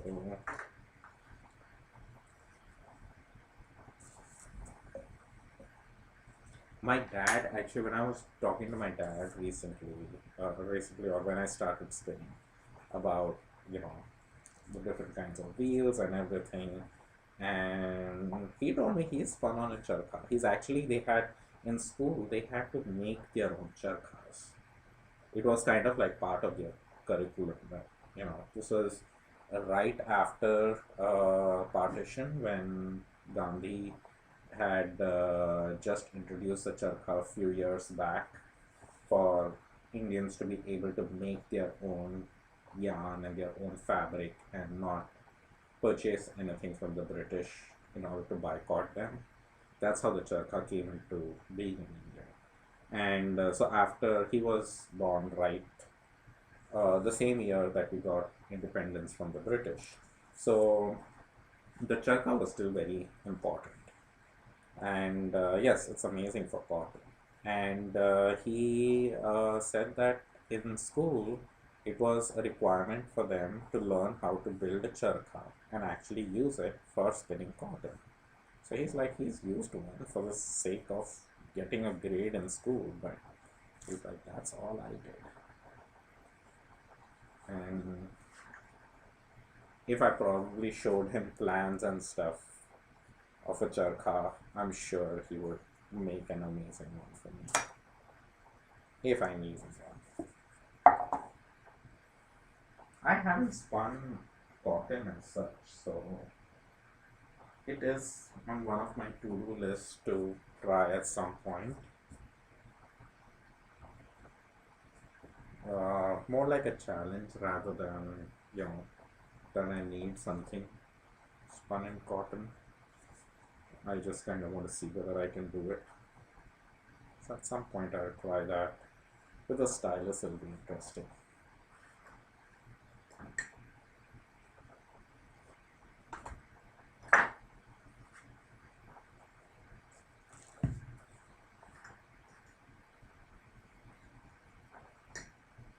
And it's probably the same kind of design that you have. It's like it all, the way they made the charkha was like the whole thing had to fit in this box, a very tiny box, which you open up and then you move some things around, and that was it. Yeah, it's really amazing to hear stories like that. And so I was talking about weaving the other day with my parents, and I was showing them some tablet weaving, which that's another loom I have. You would consider an inkle loom as a loom, so I did have that, and I purchased a small one, and I made. So far, all I have woven on it is probably 5 inches of a strip that's ½ inch wide. That's all I've done on it. I feel pretty embarrassed to say that is probably my least used fiber tool that I purchased. I was very excited about it when I got it. It was kind of like my fix, since I had the tabletop loom. Like I told you, it was just a basic 2 harness tabletop loom. That was an antique as well. And I was craving to do stuff with multiple harnesses and stuff, but floor loom felt too big to get. So I said, when I read about the tablet and saw that it actually works like an 8 harness loom in principle, I was like, and I saw some amazing patterns done by John. I'm going to butcher his last name. Eclectic? Starts with X, ends with Y. So John, he's the one who has a DVD out on tablet weaving. I saw the DVD. I was very impressed with the kinds of things he did in it, and I love the process. And I was like, okay, I need to get, okay, this is so tiny. It's smaller than even my tabletop loom, and I can do some really cool patterns on it. So I went ahead and purchased that. Um, I did string it up and everything, but see that's the other thing. You string it up with cheap, you know, ugly yarn and everything. Mostly only ugly stuff is going to come out. So that's what I go like 4 inches or something into it, and I'm going like, yeah, it's nice. I can see the pattern, but oh, that's not nice yarn. So it's not making a nice strap. So it didn't go anywhere. But when I was talking about that to my mom and showed her like, this is the way you weave on it and stuff, she told me that her mom used to actually make um, it's I don't know what the equivalent word, like the cord uh, for your PJs, to pull them up and tie them around your waist. She used to make those cords, and she used to weave them with backstrap weaving methods in order to make those.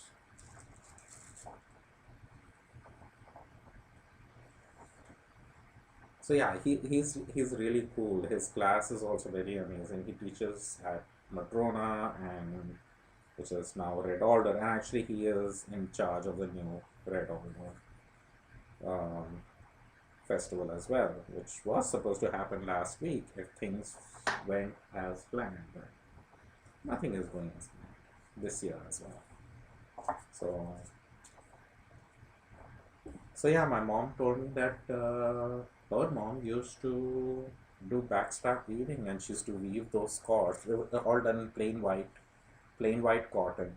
And she's like, all the cords of our pants were woven by my grandma. They were like nothing but store bought. My grandmom used to weave all of them for everyone in the family. My grandmom had 6 sons and 2 daughters, 8 kids. So you don't just go out and buy stuff if you have 8 kids at that time. You just made stuff yourself. And they had actually moved to India during the partition time. So they actually came with very little. And slowly established business, and they settled in Mumbai and then established business there and did everything there. But it's pretty amazing to hear those stories.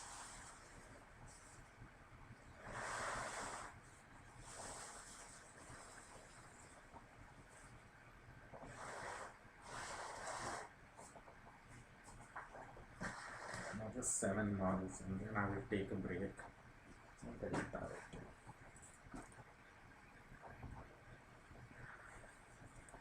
Yeah, it's pretty amazing. She used to do that. And my memories, this was when my mom was a kid. She remembers her mom making those cords, weaving those cords for their pants at that time. And then my memory of my grandmom is always sitting on the couch with a crochet hook and with this fine white cotton thread and crocheting non-stop. It's like I cannot, the only other visual I have of her is praying. So either she was praying or she was crocheting. And she has crocheted a whole lot. She used to crochet like, and this is the time when there are no patterns or anything. She used to make all these patterns up herself. Amazing designs. She used to, and everything was done with fine crochet, so it all looked like lace work. It didn't look like kind of the thick, bulky crochet that many people relate to. It was some very fine crochet work, and she made doilies and cushion back covers and this whole piece of fabric to cover your television, which I still don't get. Why do you need to cover up your television? It looked pretty, but there was something about having a big weird box in the house or something. I don't know. There was a cover for everything, and she has crocheted bed sheets, and she has crocheted bed sheets for all her grandchildren except for me. I was really young when she passed, so she gave a bed sheet to all the grandkids when they got married. So she was not around when I got married, so I never got a bed sheet. But I know my mom has one, but I have a feeling my mom has two bed sheets, which are crocheted by my grandma. Again with very fine thread, and they are full bedspreads. So lots of work. And I just told you, my grandmom had 8 kids, and each one of them had at least 2 kids. So you're talking about like 16 bedspreads, right? It's just it's just crazy the amount she did. And so yeah, my mom does have them, and I hope I can at least get pictures of it or something at some point. But I, it's amazing. I never learned to crochet from her. I never even had an inclination to learn crochet. It was just like it was something she did. It wasn't a thing for me to go and learn from her. It just never even occurred to me or anyone or to her to say that, hey, you look interested in seeing what I'm doing. Do you want to learn how to do it? She never mentioned it. Plus, it's that whole thing, you're a boy, you don't crochet. It wasn't said in that many words, but, that was probably something which they all had in their mind. But you wouldn't need to crochet. And ever since I started knitting, and, I do some crochet, I don't do a whole lot. But ever since I did get into the fiber arts, I really miss the fact that I didn't get to hang out with her when she crocheted. And I would have loved to learn from her and how she shaped things and made her pieces. And she used to do a lot of beadwork in her crochet. So, like, the famous TV cover I'm talking about, I remember she used to use these real bright red colored beads in a lot of her crochet work. So it was this, pure white, very fine lace crochet work with these red beads which hung along the edge of it. And they kind of weighted everything down as well, so it wouldn't fly off or anything. Yeah, see with crochet, I have the same issue. In the last few years, I have learned to crochet, and I have finished 2 crochet projects. One of my projects is very close to completion. An actual granny square crochet blanket is very close to being finished. So that'll make it 3. And I did kind of get the hang of it eventually, but it's not something I gravitate to a lot. My friend Nancy from Schmutzerella Yarn is currently crocheting a temperature blanket, which is really getting tempted. It's looking amazing. So she's crocheting these. They are not granny square. You could call them granny hexagons. And the way they are designed is like the inner part of your hexagon is the low temperature of the day, and the outside is a higher temperature of the day, or vice versa. And then it has a border around it, and the whole thing is shaped like hexagon. And then you combine, the whole year works, and you get a blanket at the end of the day. And just with the kind of fluctuations of temperatures that we have had, we get in Washington, her blanket is turning out to be amazing. And plus, it's always like, we kind of, so she's starting this from last year, start of the lockdown.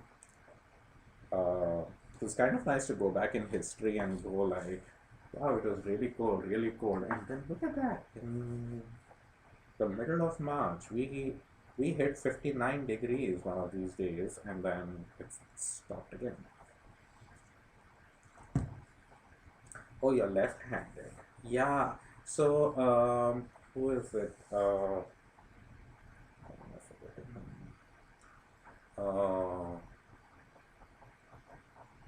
Laura, Laura Reddick, I think that's the last name. Or it's Lauren. I think it's Laura. I'm pretty close. But I worked with her when I wanted to design my crochet dishes. So I have these crochet dishes. Let's see, I have some which are not released.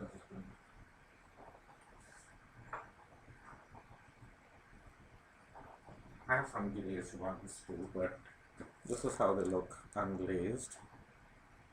Um, and so when I wanted to make crochet dishes, because I started crocheting, I was finding it very hard to design them because the way I make these patterns is by really understanding how the yarn moves. And in crochet, I was finding that to be really hard to figure out. And so I took her help, and she helped me design a pattern that would, work well for that dish size.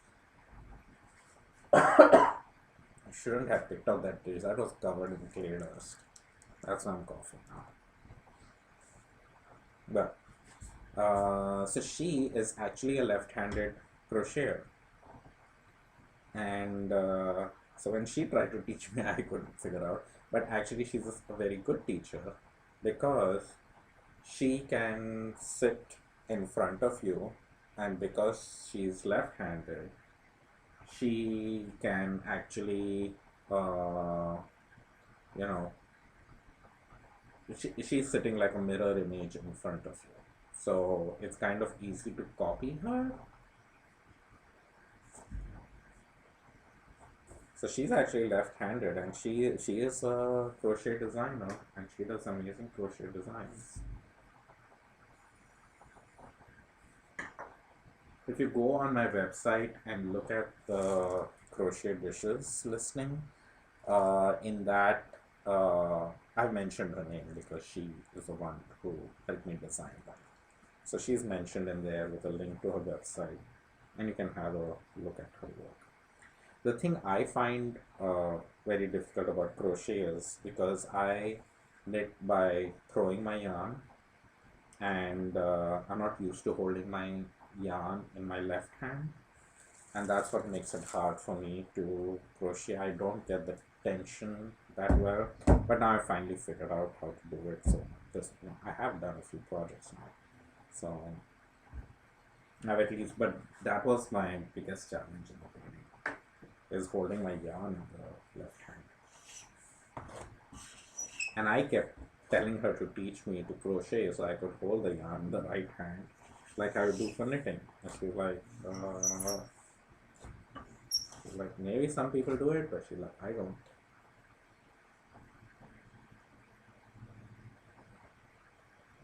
No, that hasn't worked for you. Yeah, I don't know what works for some people and what doesn't work. And I'm such a visual learner, and I tend to, even when I'm, so like as far as spinning is concerned, if I'm looking for a technique, or if I come across a technique on YouTube or something, I will watch it once, and you kind of get an idea like, oh, that's how that is spun out. And then when you actually sit and do it, you go like, no, but the tension is weird. It's not wrapping in the right way, or it's not coiling in the right way. Something or the other is going wrong. And I tend to watch. That's why I do like to learn through online videos or YouTube videos or whatever it is, and to repeat them over and over again. And it's like the more I keep looking at the very same video, I'll keep picking out on new things in it. Like, oh, how, you know, the ply thread was tension, or the angle at which the yarn was being fed, or it would be, the way the fingers were positioned while making a coil. And it's like all these tiny things. I can keep repeating it and seeing how the instructor is doing it so that I can kind of try to replicate that and then decide, whether it actually works for me or not. But it gives you a better starting point uh, to figure out how it's actually done. And in-person learning I do like a lot too, but I like to spend a lot of time. Yeah, I'm tactile, and that's what it is. It's like if I'm learning in person from a person, uh, for me, an hour or 2 hours of sitting and learning from a person is not enough. I need to be sitting and watching that person like a fly on the wall all the time. And they could be doing the exact same thing over and over again. That's how I learned how to throw on the wheel when I learned how to do pottery. I would, I had gone to this place where I'd taken classes, and we had classes like once or twice a week. We could go in and learn, and I went in, took my stuff in, and threw stuff on the wheel. I used to always pick up, few tricks here and there from my instructor. And then I used to go every day, and she used to tell me, "You cannot sit on the wheel today because today is not your day." But she was kind of a production potter, and she used to be throwing on the wheel all the time. She's like, "If you want, you can just sit and watch." And I was like, "Okay, I will not even ask you any question, nothing. You pretend I'm not here. I just want to sit and watch you throw." And I used to just watch her, and every time I used to pick up something new. And it's not like the instructors are trying to hide something from you that they are not telling you about. It's some of the things are just muscle memory for them that they don't even think about. That, whether it's something they need to mention when they are teaching you. So it doesn't occur to them, but sometimes it can be something very valuable to pick up when you're learning, because it could be that very slight gesture of hand that you go like, "Oh, that's how you do that." And they were like, "Well, yeah, isn't that how you naturally do that?" When you're new at a skill, nothing is natural, so you don't develop those skills right away. But when you observe the same process over and over again, um, you pick up a lot of stuff.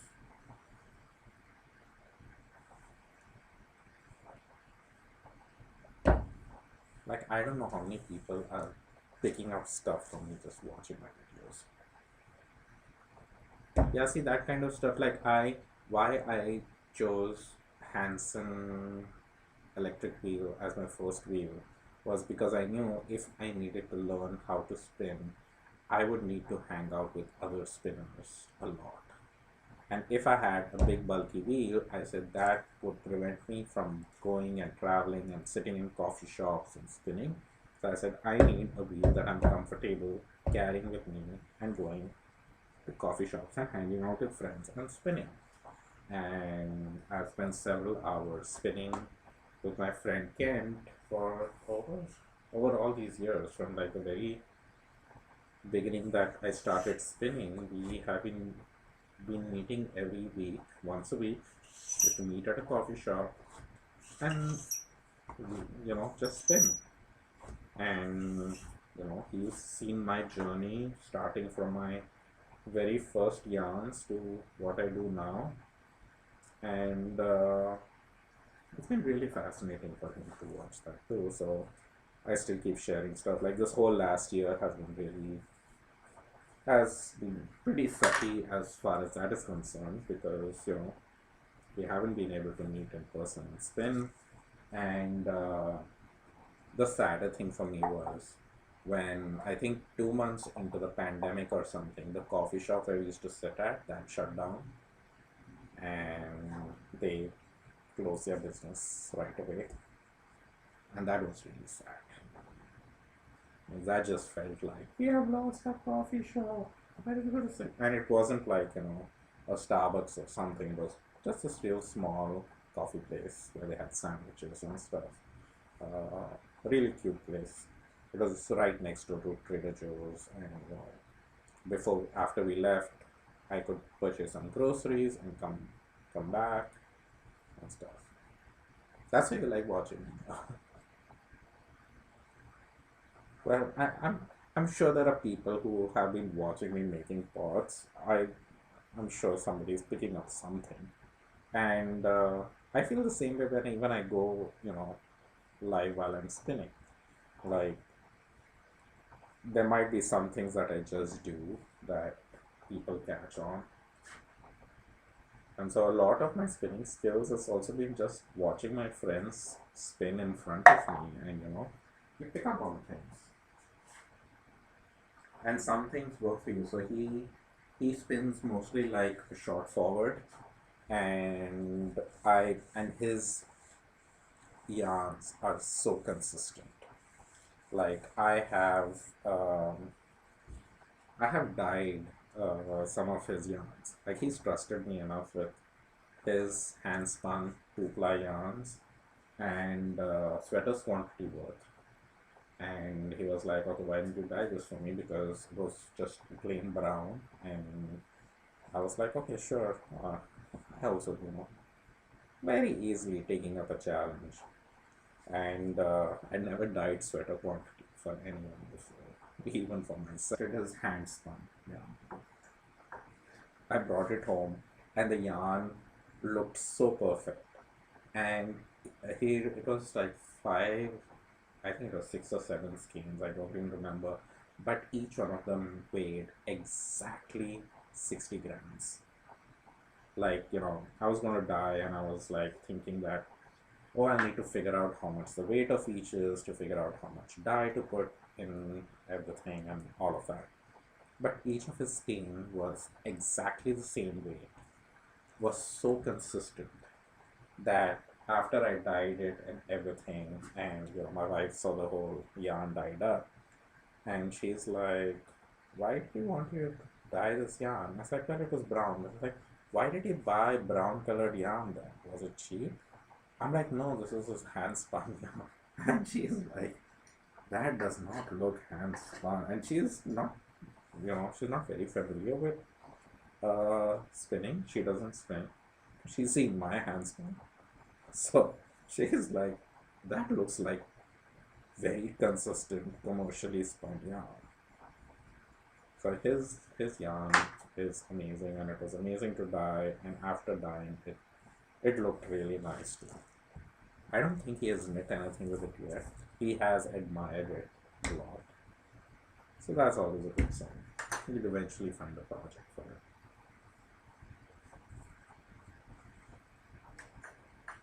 But after I dyed that, I think after that or during that process itself, I dyed my fiber for a sweater. But then I dyed my fiber and then spun it. I don't think I can spin plain brown fiber or plain white. Though I have spun plain white recently, but I spun it as a super bulky. So it went real fast. But plain white, fine. I don't think that will appeal to me for a long time.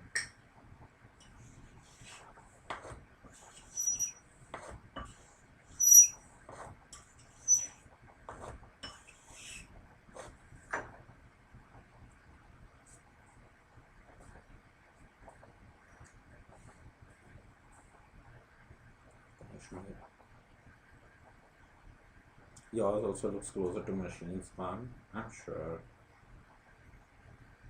I'm trying to see, once you get really good at it, it's hard to go bad.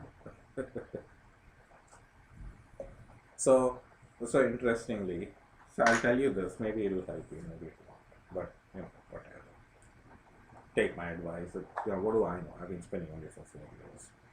But the thing I realized was so when I spun my sock yarn, I wanted to be very consistent. So I was spinning short forward, and where you're just pulling your fibers and your hand is steady and you're just short forward.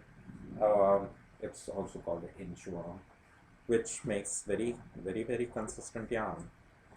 And so I do get that consistent. But almost all of my other yarns and most of my fiber, I do tend to spin short backward, which does give the very slight thick and thin feel. Not a lot, just slight. And so you're doing 3 pounds of a gray sweater right now. You could do it in your sleep at this point. Yeah, you don't need 3 pounds. I think 2 pounds for a sweater is good. I recently purchased 2 pounds of Tweedy blend fiber for spinning for a sweater. And I was like, okay, this is just plain Tweedy thing. It's not lots of color thing or whatever. So I'll spin it on the electric wheel. I started it and I'm just not finding the joy in it. I'm going like, I really want to straddle and spin. And I kind of want to spin it on the Aura wheel, but I don't want to dedicate the wheel for a sweater project right now because I keep wanting to do different things on it. So we'll see.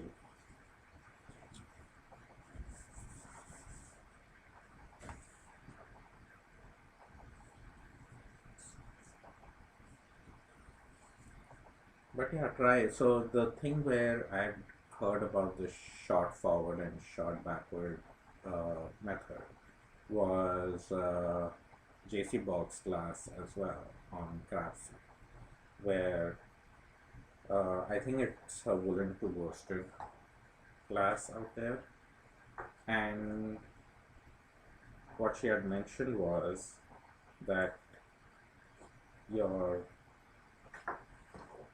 in short forward you're consistent. In short backward you will be a little inconsistent compared to your own short forward.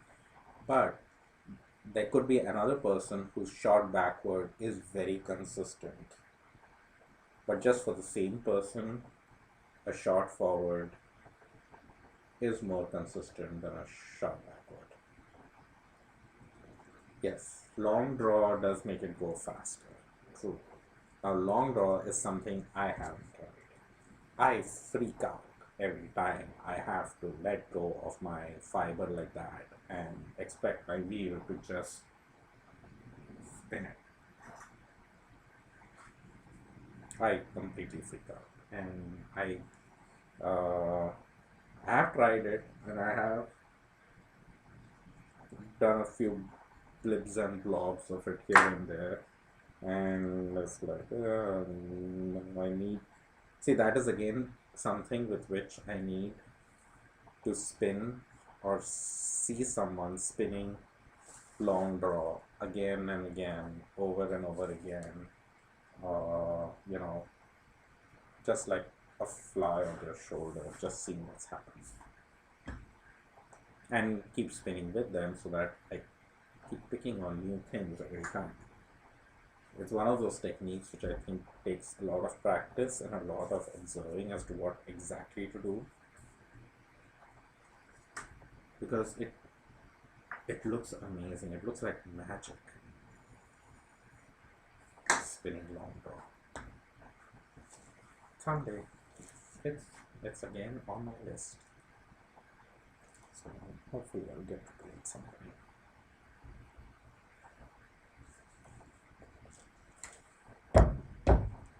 Okay, 2 more mugs after this, and then I need to take a break.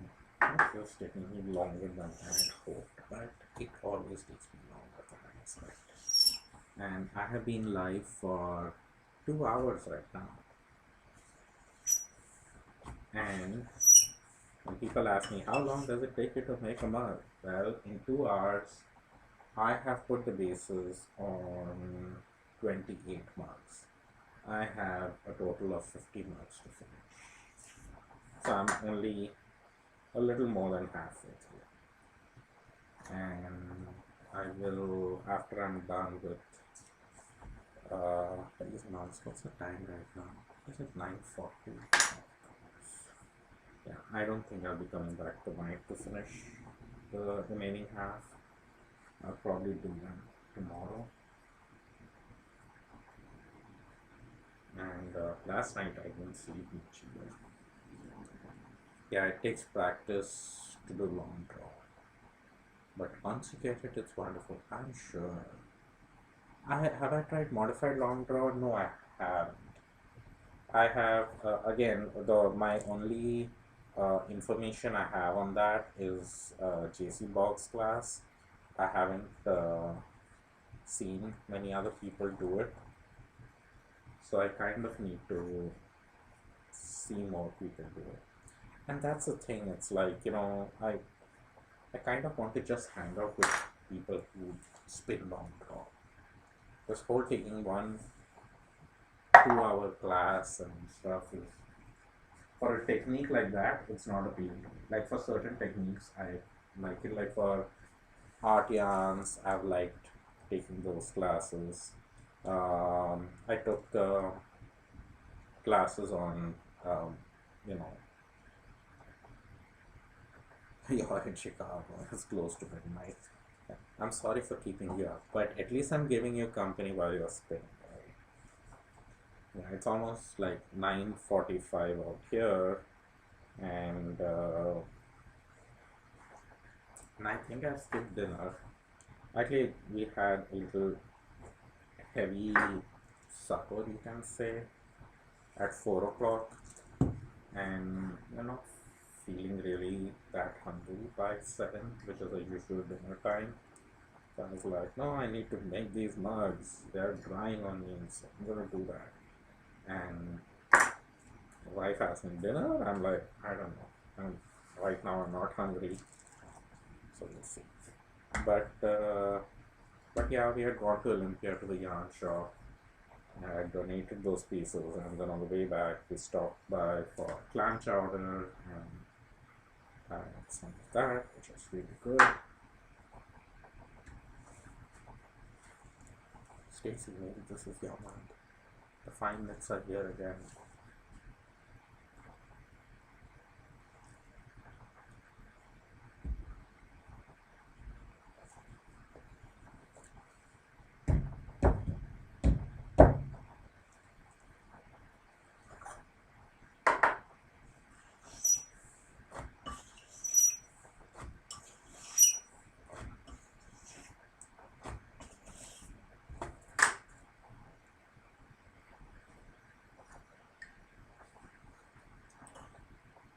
Well, I've enjoyed our conversation too. Thank you so much, Stacy, for the company. Thank you, Debbie. I don't know if you're still there. Thank you, Wendy, who was here earlier. But thank you, everyone who was watching, is watching, will watch in the future. This gives me good conversation to do while I work. So, thank you. Have a good night. Have a good rest of the weekend. And happy spinning.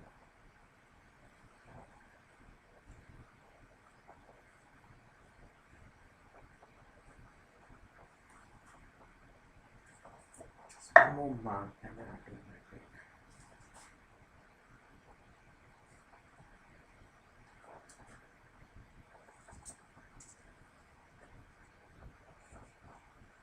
Thank you. Thank you. Thank you. Thank you.